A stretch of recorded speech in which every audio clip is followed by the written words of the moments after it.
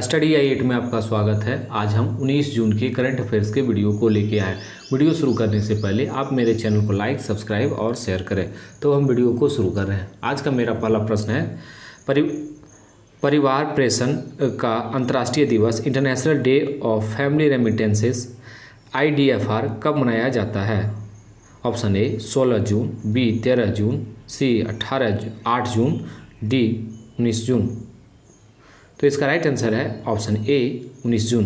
19 जून को IDFR अंतर्राष्ट्रीय दिवस मनाया जाता है। यह संयुक्त राष्ट्र महासभा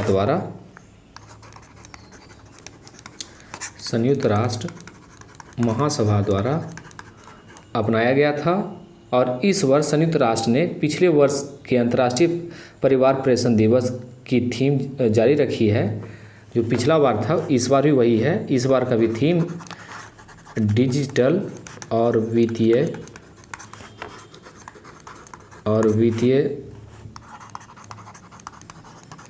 समावेशन के माध्यम से पुनर्प्राप्ति और लचीलापन है। तो इनके बारे में बस इतना ही आज का। तो वहीं इसमें कुछ और चीज़ जान लें कि वहीं जो 13 जून को है, तो 13 जून को पिछले वीडियो में हमने बताया कि एल्बिनिज़म जागरूकता दिवस मनाया जाता है। और 8 जून को विश्व महासागरीय दिवस मनाया जाता है। विश्व महासागरीय दिवस मनाया जाता है। 19 जून को विश्व स्किल सेल जागरूकता दिवस मनाया जाता है। तो इनके बारे में बस इतना ही आज का। दूसरा प्रश्न, ग्लोबल स्टार्टअप इकोसिस्टम रिपोर्ट कौन सा राज्य एशिया में शीर्ष स्थान पर रहा है? Option A Tamil Nadu, B Karnataka, C Kerala, D Orissa. तो इसका राइट आंसर है option C Kerala global startup ecosystem report में एशिया में शीर्ष स्थान पर रहा है। वहीं बात करें तो केरल के स्टार्टअप इकोसिस्टम को बढ़ावा देते हुए राज्य को ग्लोबल स्टार्टअप इकोसिस्टम रिपोर्ट में काफ़ी प्रतिभा में एशिया में पहले स्थान पे है केरल। वहीं नीति सलाहकार और अनुसंधान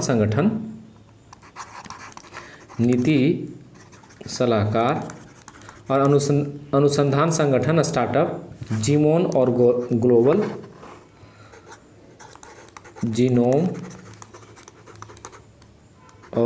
ग्लोबल एंटरप्रेन्योरशिप नेटवर्क द्वारा संयुक्त रूप से यह तैयार किया गया था।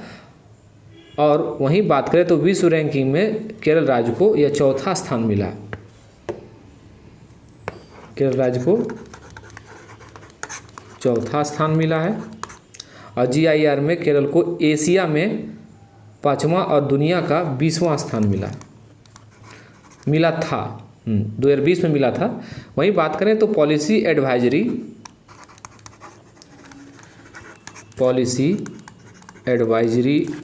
और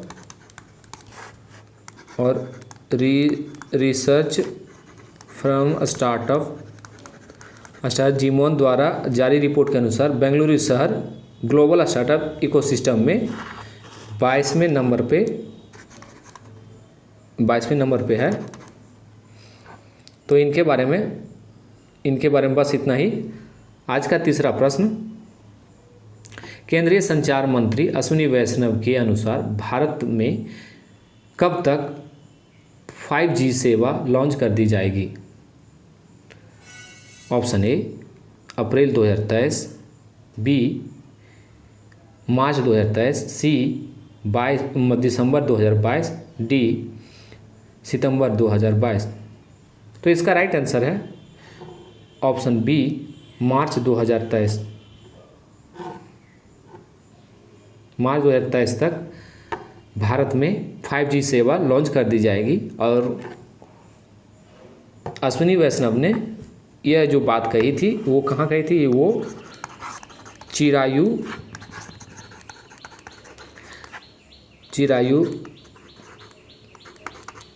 प्रौद्योगिकी 2022 कार्यक्रम में घोषणा की। अब भारत में मार्च 2023 तक पूर्ण रूप से 5G सेवा उपलब्ध हो जाएगी। वहीं बात करें तो इसकी नीलामी प्रक्रिया जो है जुलाई के अंत तक शुरू हो जाएगी। तो इनके बारे में बस इतना ही। आज का चौथा प्रश्न, हाल ही में किस प्लेटफॉर्म द्वारा महिला संस्थापकों के लिए स्टार्टअप एक्सेलरेटर प्रोग्राम की घोषणा की है? Option A Facebook, B Google, B Facebook, C Yahoo, D Twitter. तो इसका राइट आंसर है ऑप्शन ए गूगल द्वारा प्लेटफॉर्म के महिला संस्थापकों के लिए स्टार्टअप एक्सेलरेटर प्रोग्राम शुरू किया गया है। वहीं बात करें तो इस कार्यक्रम में उन्हें धन उगाहने और काम पर रखने जैसी चुनौती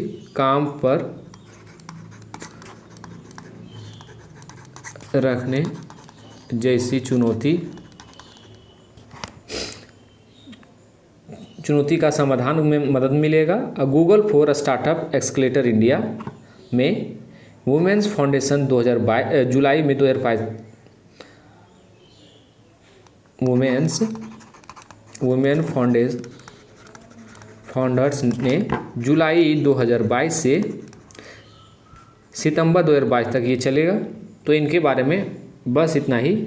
आज का छठा प्रश्न, हाल ही में किस मंत्री ने पुणे में जगत गुरु श्री संत तुकाराम महाराज शिला मंदिर का उद्घाटन किया है? Option A Narendra Modi, B Amit Shah, C Ramvilas Paswan, D Rajnath Singh. तो इसका राइट आंसर है ऑप्शन ए प्रधानमंत्री नरेंद्र मोदी ने हाल ही में पुणे में जगत गुरु श्री संत तुकाराम महाराज शिला मंदिर का उद्घाटन किया है। वहीं बात करें तो पुणे के पास देहू गांव में ये मंदिर है, जो इस मंदिर को 17वीं शताब्दी के संत को समर्पित है। और यह संत तुकाराम एवं एक वारकरी संत जो और कवि भी थे, जिन्हें भक्ति कविता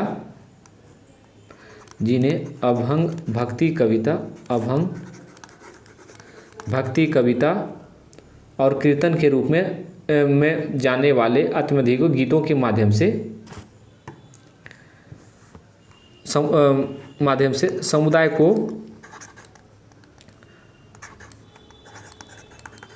को उन्मुख पूजा के लिए जाना जाता है।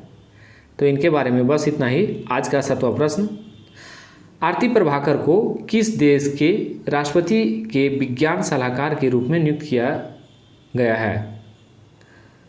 ऑप्शन ए चीन, B Japan, C America, D Switzerland. तो इसका राइट आंसर है ऑप्शन सी अमेरिका। अमेरिका में आरती प्रभाकर को राष्ट्रपति के विज्ञान सलाहकार के रूप में नियुक्त किया जाएगा। वहीं बात करें तो अमेरिकी राष्ट्रपति जो बाइडेन द्वारा आरती प्रभाकर को white house office of science and technology OSTP की प्रमुख रूप से नामित किया गया है। और वह जो है वो किन का स्थान लेंगे? वो एरिक लैंडर का स्थान लेंगे। तो इनके बारे में बस इतना ही। अमेरिका के राष्ट्रपति जो बाइडेन हैं, तो इनके बारे में बस इतना ही। आज का 8वां प्रश्न, प्रधानमंत्री मोदी ने कहाँ पर जल भूषण भवन और क्रांतिकारियों की गैलरी का उद्घाटन किया है? Option A Pune, B Gurugram, C Mumbai, D Allahabad. तो इसका राइट आंसर है ऑप्शन सी मुंबई। मुंबई में प्रधानमंत्री मोदी ने जल भूषण भवन और क्रांतिकारियों की गैलरी का उद्घाटन किया है। प्रधानमंत्री मोदी ने मुंबई में राजभवन में जल भूषण भवन का उद्घाटन किया। और इस मौके पर वहीं बात करें तो महाराष्ट्र के जो वर्तमान मुख्यमंत्री हैं उद्धव ठाकरे जी हैं, और डिप्टी सीएम अजीत पवार भी उसमें थे। ये विवादित रह चुका है कुछ जगहों पे। इस बार जो गए थे वह प्रधानमंत्री महाराष्ट्र दौरा किए थे, तो वो विवादितपूर्ण रहा था आदित्य ठाकरे के मामले में।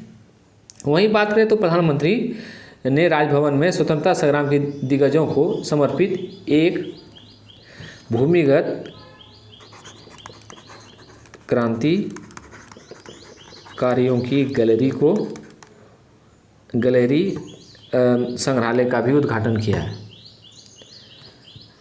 तो इनके बारे में बस इतना ही। आज का 9वां प्रश्न, तमिलनाडु मर्केंटाइल बैंक को आईपीओ के लिए किसे मंजूरी प्रदान हुई है?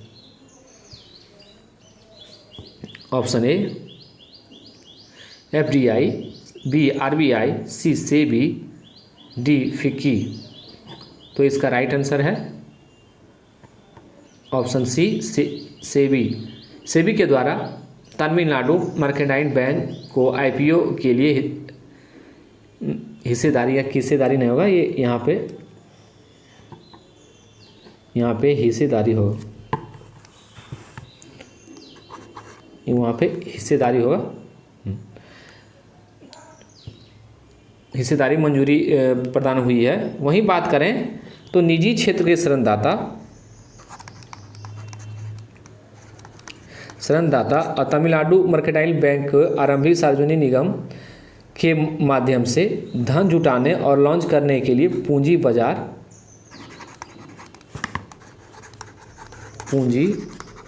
बाजार नियामक, भारतीय प्रतिभूति और विनियमन बोर्ड सेबी द्वारा प्राप्त हुआ है। तो इनके बारे में बस इतना ही। आज का 10वां प्रश्न, आवधिक श्रम बाल सर्वेक्षण की रिपोर्ट के अनुसार श्रम बाल भागीदारी दर 2021 में 2.3% से बढ़कर कितना हो गया है? Option A 25.1%, B 18.6%, C 27.7%, D 24.9%। तो इसका राइट आंसर है ऑप्शन ए 25.1%। आवधिक बाल श्रम सर्वेक्षण रिपोर्ट में बाल श्रम की भागीदारी हो गई है।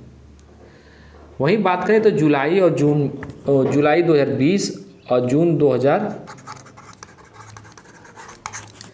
जुलाई 2020 से जून 2021 के लिए ये आवधिक श्रमिक बाल सर्वेक्षण की वार्षिक रिपोर्ट के अनुसार सामान्य स्थिति में अखिल भारतीय महिला बाल श्रम भागीदारी में 2021 में 2.3% से बढ़कर 25.1% थी। वहीं बात करें तो ग्रामीण क्षेत्र में महिला श्रम की भागीदारी 3% से बढ़कर 27.7% हो गई है, जबकि शहरी क्षेत्रों में महिला श्रम की भागीदारी 0.1% से बढ़कर 18.6% हो गई है। और वहीं बात तो श्रम बाल भागीदारी दर में जनसंख्या के काम करने वालों के लोगों का अनुपात ये है। तो इनके बारे में बस इतना ही। आज का 11वां प्रश्न और ये अंतिम प्रश्न है, किस मंत्रालय द्वारा हाल ही में जानवरों के लिए भारत की पहली कोविड-19 वैक्सीन एनोवैक्स का अनावरण किया है? ऑप्शन ए रेल मंत्रालय, बी कृषि मंत्रालय, सी गृह मंत्रालय, डी इनमें से कोई नहीं। तो इसका राइट आंसर है ऑप्शन सी, ऑप्शन बी होगा इसका कृषि मंत्रालय। कृषि मंत्रालय द्वारा जानवरों के लिए भारत की पहली कोविड-19 वैक्सीन एनोवैक्स का अनावरण किया है। वहीं बात करें तो चालू वर्ष 2021-22 के आंकड़ों के अनुसार बात करें तो सब्जियों के अन्य शीर्ष उत्पादक राज्यों में मध्य प्रदेश में 20.59 मिलियन टन सब्जी का उत्पादन हुआ है। वहीं बिहार में बात करें तो बिहार में 17.77 मिलियन टन सब्जी का उत्पादन हुआ है। और महाराष्ट्र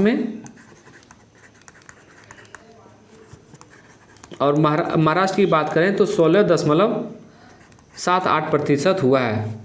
आंध्र प्रदेश की बात करें तो आंध्र प्रदेश जो है शीर्ष पे है फल उत्पादक में। आंध्र प्रदेश शीर्ष स्थान पे है फल उत्पादन में।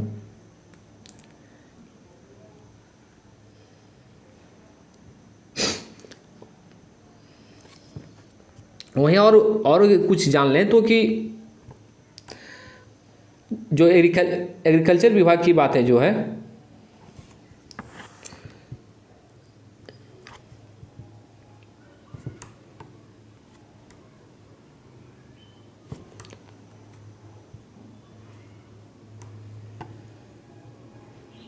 IIM